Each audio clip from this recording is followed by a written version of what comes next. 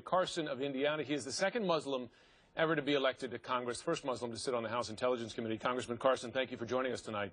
What an honor to be here. Thanks for having us. So it's been 4 years since the president has released his birth certificate. He's often spoken of his Christian faith, yet you still see these polls. 29% of Americans don't believe he's a Muslim, 43% of Republicans. How do you explain these numbers? Well, I think it's clear that there's a deep level of anxiety in our country as it relates to race and even religion. President Obama has stated very explicitly that he is a Christian.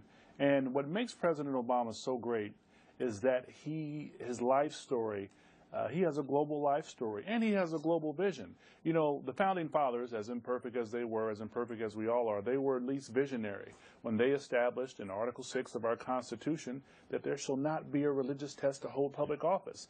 And anyone seeking the presidency has to know that he or she will represent all of America. Non-theist, Muslims, Christians, Sikhs, Jewish brothers and sisters. This is a pluralistic society and a very diverse society. And if he can't pass that test, Mr. Trump, then it's going to be a tough road for him. I want to ask you, we noticed the silence today, not just of Donald Trump, but of most of the GOP candidates on this. Only Chris Christie and Lindsey Graham coming out to slam Donald Trump for those remarks. Senator Santorum actually said it was not Donald Trump's responsibility to respond. A lot of silence there.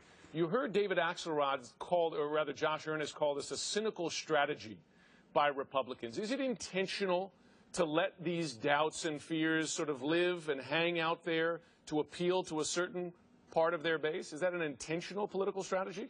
Not only is it intentional, it's insidious. I think that David Axelrod was correct in saying that Trump did not want to incite his base. Let's be very clear. Mr. Trump is not an unintelligent man. I've met him before. And having said that, I think that there's a tendency when you're looking at poll numbers each and every day, and you being a gadfly, even being provocative, helps to push you in numbers and helps to increase your popularity.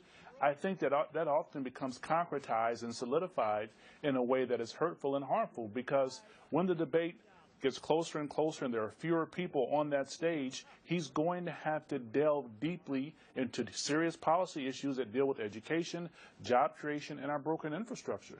I want to ask you this. Is there a positive responsibility from the candidates, such as in this situation last night, to knock this kind of speculation down, just as John McCain did in 2008? Do they have a responsibility not just to sit back and say, hey, the questioner can think what he wants to think, but to knock it down?